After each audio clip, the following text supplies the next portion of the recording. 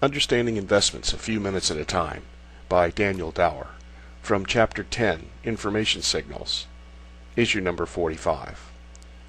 Stock and Bond Issuances. Most companies issue new stock in an initial public offering, IPO. It is extremely rare that an established company like General Electric, Coke, or Caterpillar issues a new public offering. Many investors don't realize that almost all public companies issue new stock regularly, through incentive programs with their executives and board members and through acquisitions. And they issue bonds so regularly that it rarely makes the news. In February 2014, Facebook announced the acquisition of WhatsApp for $4 billion in cash and approximately $12 billion of Facebook shares, with an additional $3 billion of Facebook shares to be issued in 4 years after closing. $15 billion of the total $19 billion price will be financed by issuing new shares of Facebook, diluting all existing shareholders. This doesn't only happen with internet companies. In 2005, Procter & Gamble purchased Gillette in a $57 billion deal that increased the number of Procter & Gamble shares outstanding 28%, from 2.47 billion in 2005 to 3.18 billion in 2006. It's important for investors to understand how certain companies may use their stock in lieu of cash to make acquisitions. Investors may bridle at the suggestion of issuing stock for cash, but stock-based acquisitions don't inspire such resistance.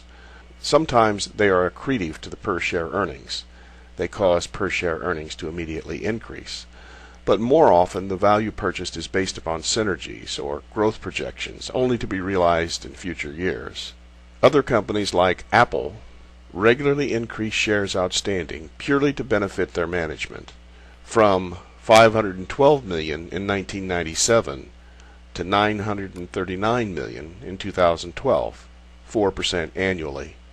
Most companies buy back at least enough shares to cover dilution from executive compensation, which is more often less than 1% of outstanding shares annually. Investors should be aware that when a company says that they returned X dollars to investors through dividends and buybacks, a non-negligible portion of this covered the issuance of new shares to executives, an item mostly not expensed due to unusual accounting conventions. I make it a point to review executive compensation. If it seems within reasonable bounds, well under 1%, I don't feel the need to dig further.